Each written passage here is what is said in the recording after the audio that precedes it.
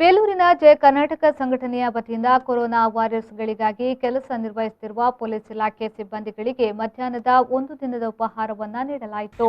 ನಂತರ ಮಾತನಾಡಿದ ಜಯ ಕರ್ನಾಟಕ ಸಂಘಟನೆಯ ತಾಲೂಕು ಅಧ್ಯಕ್ಷ ರಾಜಣ್ಣ ಅವರು, ಈಗಾಗಲೇ ಕೋವಿಡ್-19 ಎರಡನೇ ಅಲೆಯಲ್ಲಿ ಕೊರೋನಾ ವಾರಿಯರ್ಸ್ನಂತೆ ಹೋರಾಡುತ್ತಿರುವ ತಾಲೂಕು ಕಂದಾಯ, ಪೊಲೀಸ್ ಹಾಗೂ ಆರೋಗ್ಯ ಇಲಾಖೆಯ ಅಧಿಕಾರಿಗಳು ಹಾಗೂ ಸಿಬ್ಬಂದಿಗಳು ತಮ್ಮ ಕುಟುಂಬವನ್ನ ಬಿಟ್ಟು ಸಾರ್ವಜನಿಕರ ಪ್ರಾಣ ಉಳಿಸಲು ಸತತವಾಗಿ ಶ್ರಮಿಸುತ್ತಿರುವುದು ಶ್ಲಾಘನೀಯ ಎಂದರು.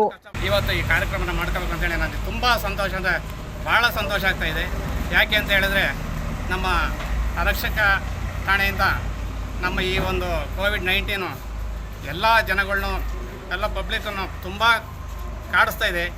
ಹಾಗೂ ಲಾಕ್ಡೌನ್ ಅಂತ ಈ ಕಾರ್ಯಕ್ರಮದಲ್ಲಿ ನಮ್ಮ ಸಾಹೇಬರು ಇಷ್ಟೊಂದು ಕಷ್ಟಪಟ್ಟು ಬಿಸಿಲು ಬೇಗ ಅಂತಲೇ ಎಲ್ಲ ಗಡಿ ಪ್ರದೇಶದಲ್ಲೂ ಸಿಬ್ಬಂದಿಗಳನ್ನ ಬಿಟ್ಟು ಜನಗಳನ್ನು ನಿಯಂತ್ರಿಸಿ ಆ ಕಾಯಿಲೆಗಳನ್ನು ದೂರ ಮಾಡಬೇಕಂತೇಳಿ ಅಷ್ಟೊಂದು ಕಷ್ಟಪಟ್ಟು ಕೆಲಸ ಮಾಡ್ತಾಯಿದ್ದಾರೆ.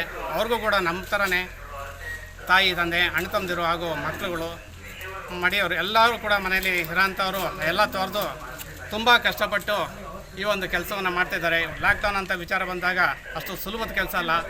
ಅವರು ಕಾರ್ಯಕ್ರಮಗಳನ್ನ ನಾವು ನೋಡ್ತಾ ಇರ್ತೀವಿ, ನಾವು ಕಣ್ಣಾರ ಅಂತ ನೋಡ್ತಿರೋದು.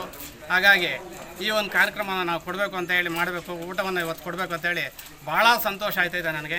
PSI ST ಪಾಟೀಲ್ ಅವರು ಮಾತನಾಡಿ, ನಮಗೆ ಹಾಗೂ ಆರಕ್ಷಕ ಸಿಬ್ಬಂದಿಗಳಿಗೆ ಮಧ್ಯಾಹ್ನದ ಊಟ ಕೊಡುತ್ತಿರುವ ಜಯ ಕರ್ನಾಟಕ ಸಂಘಟನೆಗೆ ಧನ್ಯವಾದ ಸಲ್ಲಿಸಿದರು.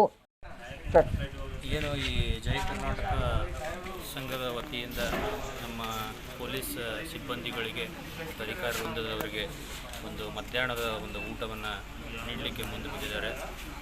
ಪದಾಧಿಕಾರಿಗಳಿಗೆ ಮತ್ತು ಸಂಘದ ಎಲ್ಲ ಸದಸ್ಯರಿಗೆ ಕೂಡ ನಮ್ಮ ಪೊಲೀಸ್ ಇಲಾಖೆಯ ಪರವಾಗಿ ಧನ್ಯವಾದಗಳನ್ನು ತಿಳಿಸುತ್ತೇನೆ. ಈ ಸಂದರ್ಭದಲ್ಲಿ ಜಿಲ್ಲಾ ಅಧ್ಯಕ್ಷ ಸೋಮೇಶ್, ಸಂಘಟನೆಯ ಕಾರ್ಯಾಧ್ಯಕ್ಷ ಲಕ್ಷ್ಮಣ್, JS, LH ಹಾಗೂ ಪೊಲೀಸ್ ಇಲಾಖೆಯ ಸಿಬ್ಬಂದಿಗಳು ಹಾಜರಿದ್ದರು. ಹರೀಶ್, ವಿ4 ನ್ಯೂಸ್, ಬೆಂಗಳೂರು.